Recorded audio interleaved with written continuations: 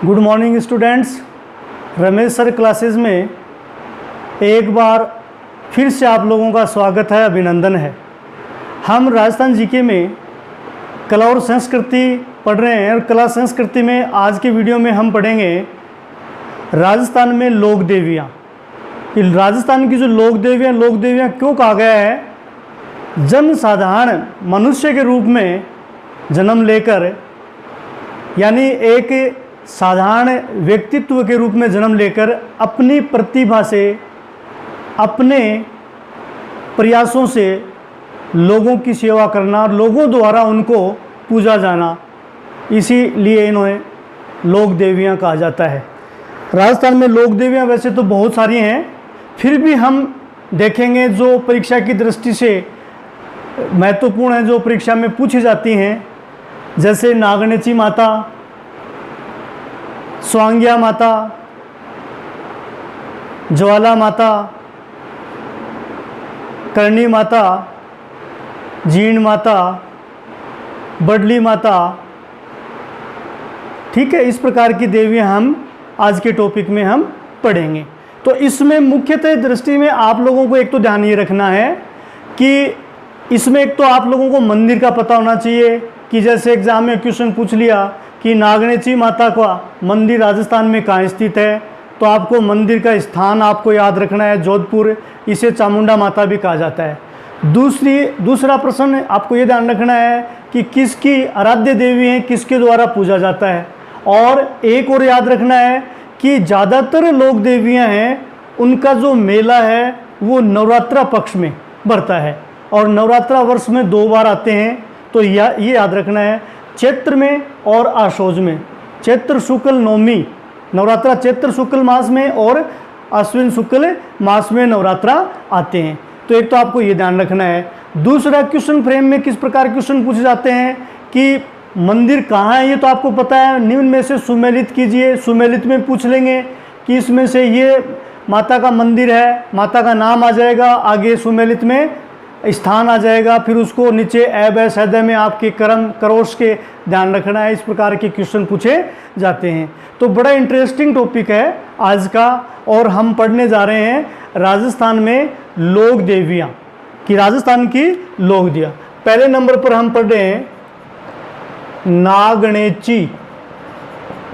नागणेची माता। नागणेची माता का दूसरा नाम चामुंडा माता, इसे क्या कहा जाता है, और दूसरे नाम से चामुंडा माता। ठीक है, परीक्षा की दृष्टि से आपको ये क्वेश्चन ध्यान रखना है कि इसका मंदिर कहाँ है। नागणेची माता का मंदिर जोधपुर। कहाँ पर है? जोधपुर, ये ध्यान रखना है। ठीक है, इसके बाद में नागणेची माता किसकी कुल देवी है? तो जोधपुर के राठौड़ों की, जोधपुर के राठौड़ों की कुल देवी, ये ध्यान रखना है। ठीक है, नागणेची माता का पहले मंदिर था नगाया बाड़मेर जिले में, और वहां से इसकी मूर्ति स्थापित की गई है जोधपुर में। तो अब यह ध्यान रखना है कि नागणेची माता का जो मंदिर है वो जोधपुर में है। किन की कुल देवी है? राठौड़ों की कुल देवी। नंबर 2, इसी प्रकार से हम पॉइंट टू पॉइंट चलेंगे। स्वांग्या माता। स्वांग्या माता, स्वांग्या माता का मंदिर कहाँ पर है? याद रखना है, जैसलमेर। कहाँ पर है? जैसलमेर। और किसकी कुल देवी है? भाटी वंश की, भाटी वंश की कुल देवी, ये ध्यान रखना है। स्वांग्या माता का मंदिर कहाँ है? जैसलमेर में। और किसकी कुल देवी है? भाटी वंश की कुल देवी। स्वांग्या माता को और अन्य किस नाम से जाना जाता है? आई नाथ माता, आई नाथ जी माता। और किस नाम से जाना जाता है? आवड़ माता। किस नाम से जाना जाता है? आवड़ माता, ये ध्यान रखना है। ठीक है, तो स्वांग्या माता को आईनाथ माता स्वांग्या माता को आवड़ माता। और आवड़ माता में क्वेश्चन परीक्षा में पूछा हुआ है कि आवड़ माता है, माता को सुगन चिड़ी के नाम से, आवड़ माता को सुगन चिड़ी के नाम से जाना जाता है, ये ध्यान रखना है। ठीक है, ये क्वेश्चन परीक्षा में पूछा हुआ है। तो स्वांग्या माता का मंदिर जैसलमेर में है, भाटी वंश की कुलदेवी है, ये ध्यान रखना है। और स्वांग्या माता का दूसरा नाम और किस नाम से, आईनाथ जी माता भी कहा जाता है। और स्वांग्या माता को किस नाम से, आवड़ माता, आवड़ माता के नाम से जाना जाता है। जैसे परीक्षा में पूछ लें आवड़ माता किसकी कुलदेवी है, तो आप लोगों को भ्रमित नहीं होना है, किसकी कुलदेवी है, भाटी वंश की कुलदेवी है। और आवड़ माता को सुगन चिड़ी के प्रतीक के रूप में भी जाना जाता है। ये परीक्षा में प्रश्न पूछा हुआ है। नंबर 3, हम एक एक के हिसाब से चलेंगे। नंबर 3, ज्वाला माता। ज्वाला माता, ज्वाला माता का मंदिर कहाँ पर है, जोबनेर। और जोबनेर कहाँ पर है, जयपुर। एक तो आप लोगों को ध्यान रखना है, जो स्थान है वो स्थान का नाम याद रखना है, फिर डिस्ट्रिक्ट याद रखना है। ठीक है, ज्वाला माता का मंदिर जोबनेर, जयपुर। किन की कुलदेवी है, खंगारोतों की, खंगारोतों की, खंगारोतों की कुलदेवी है, खंगारोतों की कुलदेवी है, ये ध्यान रखना है। और ये क्वेश्चन पूछा हुआ है, खंगारोतों की कुलदेवी, तो आपका उत्तर होगा ज्वाला माता। ठीक है, इसके बाद में नंबर 4, बाण माता। बाण माता, बाण माता का मंदिर राजस्थान में कहाँ स्थित है, तो आप लोगों का उत्तर होगा उदयपुर। कहाँ स्थित है, उदयपुर में। और किन की कुलदेवी है, सिसोदिया, सिसोदिया वंश की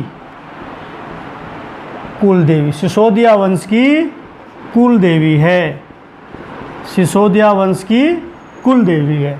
बाण माता का मंदिर राजस्थान में कहाँ है, उदयपुर में है। किसकी कुलदेवी है, सिसोदिया वंश की कुलदेवी है।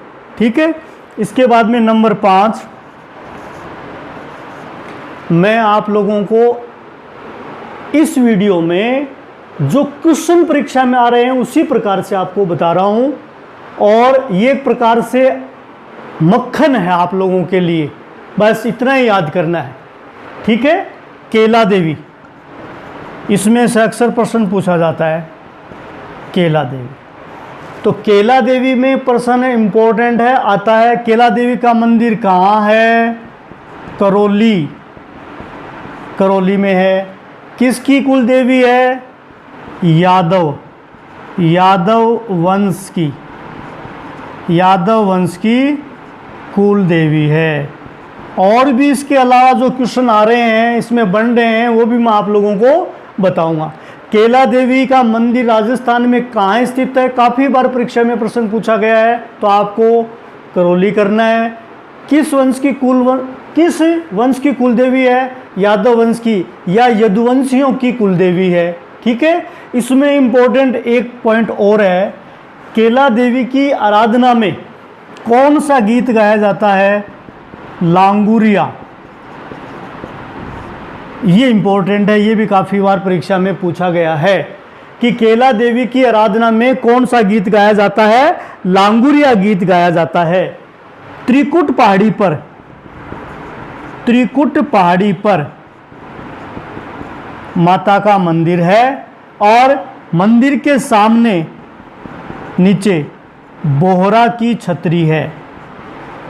मंदिर के सामने नीचे किसकी छतरी है, बोहरा की छतरी। ये टॉपिक भी अपने कला और संस्कृति में राजस्थान की प्रमुख छतरियां, तो ये छतरियों में अपन देखेंगे, लेकिन जहां बीच बीच में आ रहे हैं उनको भी अपने देख लेते हैं। बोहरा की छतरी कहाँ स्थित है, करौली में। ठीक है, और माता का जो मेला है चैत्र मास की शुक्ल अष्टमी को, चैत्र मास की शुक्ल अष्टमी को मेला भरता है। यानी चैत्र में नवरात्रा आते हैं शुक्ल मास में, और नवरात्रा की अष्टमी को केला देवी का मेला भरता है। परीक्षा की दृष्टि से इम्पोर्टेंट है, ये याद रखना है। केला देवी का मंदिर राजस्थान में कहाँ है? करौली में है। यादव वंश की कुल देवी है, ठीक है। और केला देवी की आराधना में लांगुरिया गीत गाया जाता है। और त्रिकुट पहाड़ी पर माता का मंदिर है, और मंदिर के सामने नीचे बोहरा की छतरी है। और माता का जो मेला है चैत्र मास की शुक्ल अष्टमी को इनका मेला भरता है। तो हमने 1, 2, 3, 4 और 5, नंबर 6 केला देवी के बाद में नंबर 6 जीण माता। जीण माता, जीण माता का मंदिर रेवासा, और रेवासा किस जगह है, किस जिले में है? सीकर, ये याद रखना है। जीण माता का मंदिर रेवासा, सीकर। चौहान शासकों की आराध्य देवी, ये ध्यान रखना है, चौहान शासकों की आराध्य देवी, आराध्य देवी। यहां पर मैंने कुल देवी नहीं लिखा है, क्या लिखा है? आराध्य देवी। चौहान शासकों की आराध्य देवी कौन? जीण माता। जीण माता का प्रारंभिक जो नाम था, असली नाम था जयंती माला। जयंती माला, प्रारंभिक नाम जीण माता का क्या था? जयंती माला। और नवरात्रा में वर्ष में 2 बार इनका मेला भरता है, ये ध्यान रखना है। जीण किन की पुत्री थी? धनराय की पुत्री थी। किन की पुत्री थी? धनराय की पुत्री थी। और हर्ष की क्या थी? बहन थी। हर्ष की बहन थी, ये भी याद रखना है, ठीक है। जीण माता का मंदिर, जीण माता के मंदिर का निर्माण पृथ्वीराज चौहान, ये भी इंपॉर्टेंट है, पृथ्वीराज चौहान। कौन सा? प्रथम, द्वितीय, तृतीय, कौन सा? प्रथम। तो जीण माता मंदिर का निर्माण पृथ्वीराज चौहान प्रथम के समय किसने करवाया था? हट्टड़ ने। हट्टड़ ने, ये याद रखना है कि जीण माता का मंदिर का निर्माण पृथ्वीराज चौहान प्रथम, पर शासक था चौहान वंश का पृथ्वीराज चौहान प्रथम, और उसके समय किसने करवाया? हट्टड़ ने इसका निर्माण करवाया। तो जीण माता का मंदिर कहाँ है? रेवासा, सीकर में है। किसकी कुल देवी है? यहाँ पर हम ध्यान रखेंगे कुल देवी नहीं है, ये आराध्य देवी है। किनकी? चौहान शासकों की आराध्य देवी है। और इसका प्रारंभिक नाम, इसका जो मूल नाम था, इसका असली नाम था, वो जयंती माला था। ये इंपॉर्टेंट है, ध्यान रखना है। और वर्ष में 2 बार नवरात्रा में इनका मेला भरता है, ये ध्यान रखना है। और सबसे राजस्थान में कौन सी लोक देवी का गीत सबसे लंबा है? ये इंपॉर्टेंट है। सबसे लंबा लोकगीत, सबसे लंबा लोकगीत जीण माता का सबसे लंबा लोकगीत है। ये एक परीक्षा में पूछा हुआ क्वेश्चन है।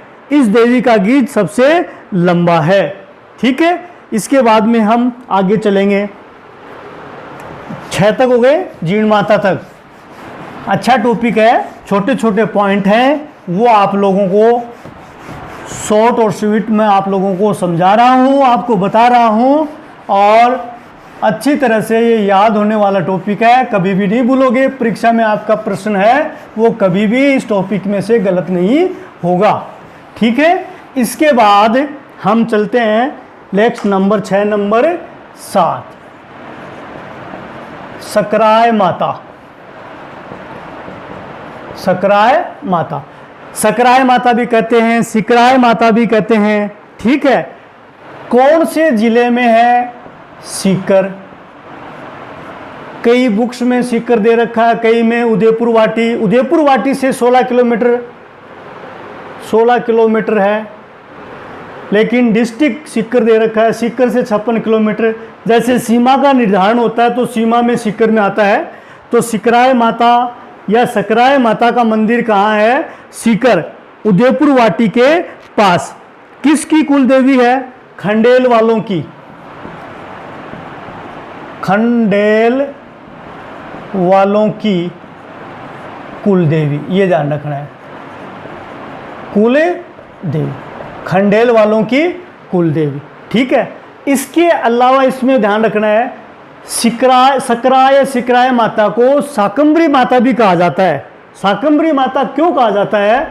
जब अकाल पड़ा तो अकाल में माता ने अपने प्रभाव से कंद मूल फल सब्जियां उत्पन्न की, इसी कारण इन्हें शाकंभरी, इन्हें क्या कहा जाता है? शाकंभरी, इन्हें शाकंभरी कहा जाता है। और शाकंभरी के नाम से अगर क्वेश्चन और ध्यान में हो, शाकंभरी माता के मंदिर हैं वो राजस्थान में सकराय को शाकंभरी एक नंबर, दूसरा सांबर जयपुर, और तीसरा सहारनपुर, तीसरा मंदिर सहारनपुर जो यूपी में मेरठ के पास है, तो ये शाकंभरी का है। तो सकराय माता का मंदिर सीकर में उदयपुर वाटी के पास 16 किलोमीटर दूरी पर है, खंडेल वालों की कुलदेवी है। सकराय माता का नाम शाकंभरी क्यों पड़ा? जब अकाल पड़ा तो अकाल में लोगों को बचाने के लिए माता ने अपने प्रभाव से कंदमूल फल सब्जियां उत्पन्न की, जिस कारण इन्हें क्या कहा जाता है? शाकंभरी माता कहा जाता है। ठीक है, इसके बाद कुछ लोक देवियां ऐसी हैं जो डॉक्टर का इलाज करती हैं, यानी डॉक्टर भी उन बीमारियों का इलाज नहीं कर पाते हैं, वो माता ही इलाज करती है। कैसे? जैसे कोई बीमारी हो जाती है तो अपन किसके पास जाते हैं? डॉक्टर के पास जाते हैं। उसी प्रकार से जो बीमारी हो जाती है उन बीमारियों का इलाज डॉक्टर के पास न होकर माता के पास होता है, तो ये हमें याद रखना है। ठीक है, जैसे नंबर 8 भदाणा माता, इंपॉर्टेंट है। भदाणा माता का मंदिर राजस्थान में कहाँ स्थित है? कोटा में स्थित है। ठीक है, अब यहाँ पर हम पढ़ते आ रहे हैं कि कुलदेवी है, इस वंश की कुलदेवी है, इसमें ये ध्यान रखना है। भदाणा माता कोटा, ये कौन सी बीमारी का इलाज करती है माता? तो आपको याद रखना है, मूठ से पीड़ित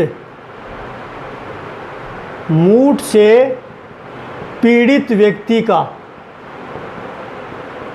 का इलाज करती है। अब आप लोगों को ये है कि ये कौन सी बीमारी है? मूठ से पीड़ित व्यक्ति का इलाज कौन करती है? भदाणा माता करती है। और ये मूठ क्या होता है? मूठ होता है जादू टोना, किसी पर जादू टोना करना, उसको जादू टोने से ख़त्म करना, वो कौन सा क्या कहलाता है? मूठ। तो हुई कि नहीं हुई? बताओ कि डॉक्टर के पास इलाज नहीं है, यहाँ पर ये देवी इलाज कर देती है। तो भदाणा माता का मंदिर कहाँ है? कोटा में। कौन सी बीमारी का? मूठ से पीड़ित व्यक्ति का इलाज यह माता करती है। इसके बाद में आवरी माता का मंदिर निकुंभ, कौन सी जगह है? निकुंभ। और निकुंभ कौन से जिले में है? चित्तौड़गढ़ में। आवरी माता का मंदिर राजस्थान में कहाँ है? निकुंभ, चित्तौड़गढ़।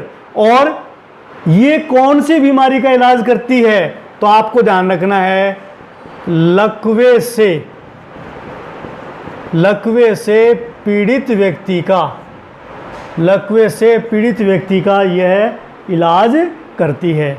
तो मूठ से पीड़ित व्यक्ति का इलाज कौन करती है? भदाणा माता करती है। लकवे से पीड़ित व्यक्ति का इलाज कौन सी माता करती है? आवरी माता करती है। तो हुई कि नहीं हुई डॉक्टर से बढ़कर माता? नंबर 10 में हम देखेंगे बडली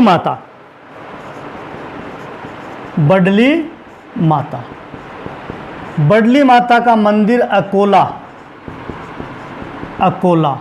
और अकोला कहाँ पर है? चित्तौड़गढ़। इस मंदिर का बेड़च नदी, यह मंदिर बेड़च नदी के किनारे स्थित है। यह मंदिर बेड़च नदी के किनारे स्थित है, ये ध्यान रखना है। और इसमें ये इलाज किसका करती है? यहाँ दो तिबारियों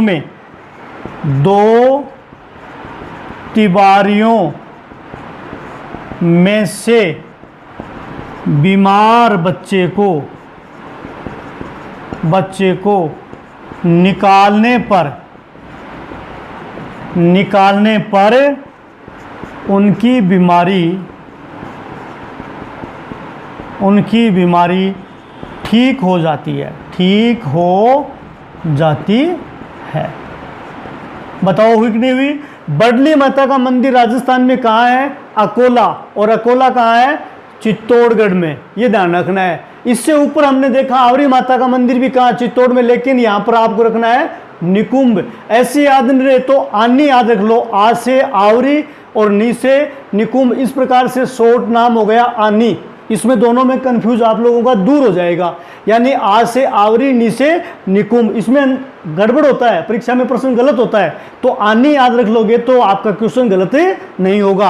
आ से आवरी, नी से निकुंभ। तो चित्तौड़ में, ये भी चित्तौड़ में है और ये भी चित्तौड़ में। बडली, अकोला, चित्तौड़। कौन सी नदी के किनारे? बेड़च नदी के किनारे इसका मंदिर स्थित है। इस माता के मंदिर में 2 तिबारी हैं। उन तिबारियों में से जो बीमार बच्चा हो जाता है उसको निकालने पर उनकी बीमारी ठीक हो जाती है। ठीक है, तो ये 3 ऐसी माता हैं। वैसे एक और भी है, वो हम नेक्स्ट के वीडियो में, अब जो बचे हुए इसके आगे जो लोक देवियाँ हैं वो अगले वीडियो में हम पढ़ेंगे। अगर आप लोगों को ये वीडियो पसंद आए तो इसको आप लाइक कीजिए और अपने दोस्तों में ज़्यादा से ज़्यादा शेयर कीजिए और अपने इस चैनल को सब्सक्राइब कीजिए।